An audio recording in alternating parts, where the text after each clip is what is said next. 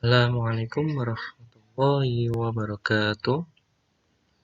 Apa kabar anak-anakku semua? Semoga kita masih diberi kesehatan oleh Allah Subhanahu wa taala. Amin ya rabbal alamin. Pada kesempatan kali ini kita akan belajar mengenai Aku Cinta Nabi dan Rasul bagian Nabi Musa alaihi salam. Sebelum kita mulai pembelajaran, mari kita berdoa terlebih dahulu. Semoga pembelajaran dapat bermanfaat. Bismillahirrahmanirrahim. Rabbi zidni ilma warzuqni fahma. Amin ya rabbal alamin.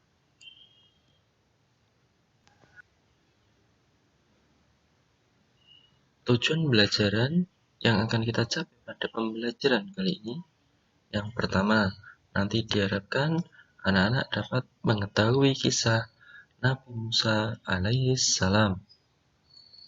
Yang kedua, anak-anak dapat mengetahui keteladanan Nabi Musa alaihi salam.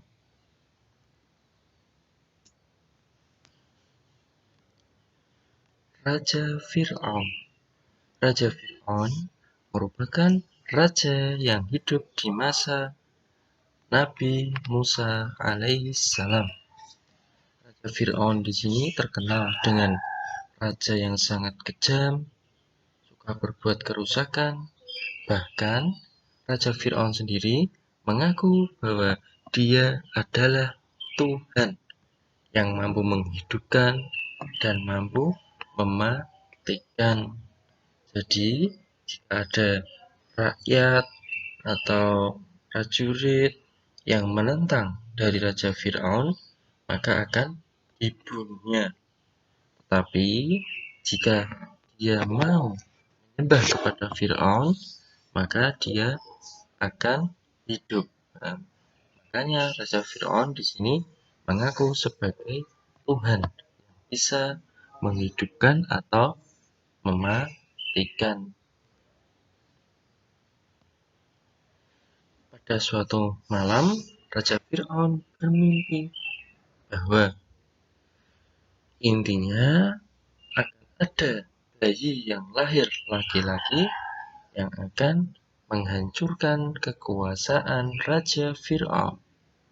Jadi, dia memerintahkan kepada seluruh prajuritnya untuk mengumumkan kepada masyarakat bahwa jika ada bayi yang lahir laki-laki, maka harus dibunuh. Dibunuh sendiri boleh oleh orang tuanya, atau jika tidak mampu diserahkan kepada istana, nanti akan dikubur hidup-hidup oleh tentara Fir'aun. Suatu saat seseorang pasangan yang bernama Imron bin Yashar dan Yukabat memiliki seorang bayi laki-laki yang diberi nama Musa. Karena takut dan tidak mau membunuh anak yang lahir, maka ibu dari Musa tadi mendapat ilham dari Allah. Untuk apa? Untuk menghanyutkan bayi Musa ke sungai Nil di dalam peti.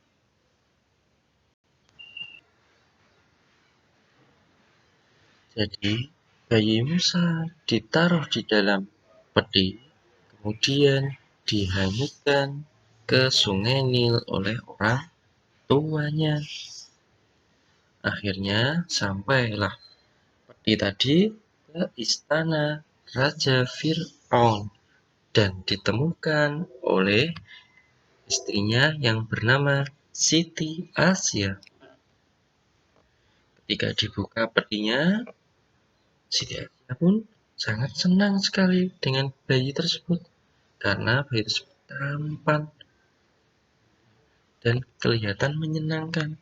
Akhirnya, meskipun sempat ditolak oleh Raja Fir'aun, tapi bayi tersebut akhirnya diperbolehkan untuk diadopsi oleh Siti Asia.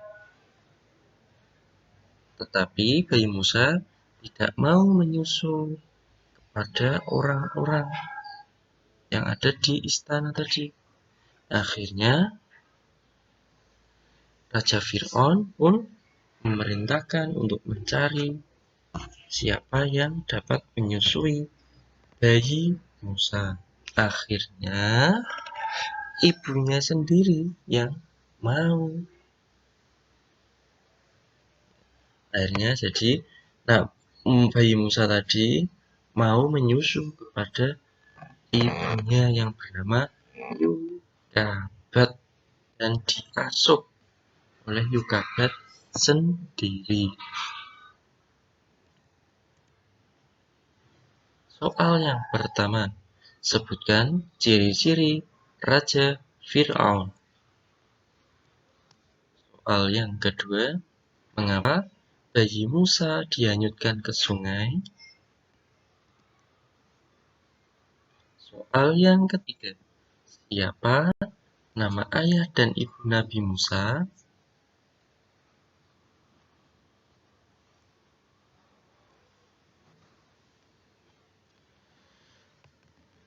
Setelah Nabi Musa membunuh seseorang yang berkelahi, maka dia dikejar-kejar tentara Fir'aun sehingga dia melarikan diri dan dia menolong dua orang perempuan yang sedang mengembala kambing mau mencari air. Karena dengan keikhlasan menolongnya tadi, maka Nabi Musa dinikahkan dengan salah seorang perempuan tadi yang merupakan putri dari Nabi Syu'aib. Tetapi karena Nabi Musa tidak memiliki harta, dia diperintahkan oleh Nabi Syu'aib untuk mengembala domba. Dan Nabi Musa dibekali oleh Nabi Syu'aib berupa tongkat yang digunakan untuk mengembala domba tadi. Karena Nabi Musa rindu dengan tanah kelahirannya tadi, maka dia berencana untuk pergi ke istana Raja Fir'aun sekaligus untuk memberikan dakwah pada Raja Fir'aun supaya mau menyembah Allah. Sampai di istana Raja Fir'aun, maka Raja Fir'aun pun menantang dengan memerintahkan kepada ahli nujum, tukang sihir, untuk melawan Nabi Musa. Ahli sihir tadi, tukang sihir tadi melemparkan tali-tali sehingga berubah menjadi ular. Semula Nabi Musa bingung, tetapi akhirnya Allah memerintahkan Nabi Musa untuk melemparkan tongkat yang dibawanya sehingga menjadi ular yang sangat besar dan memakan semua ular-ular dari tukang sihir tadi.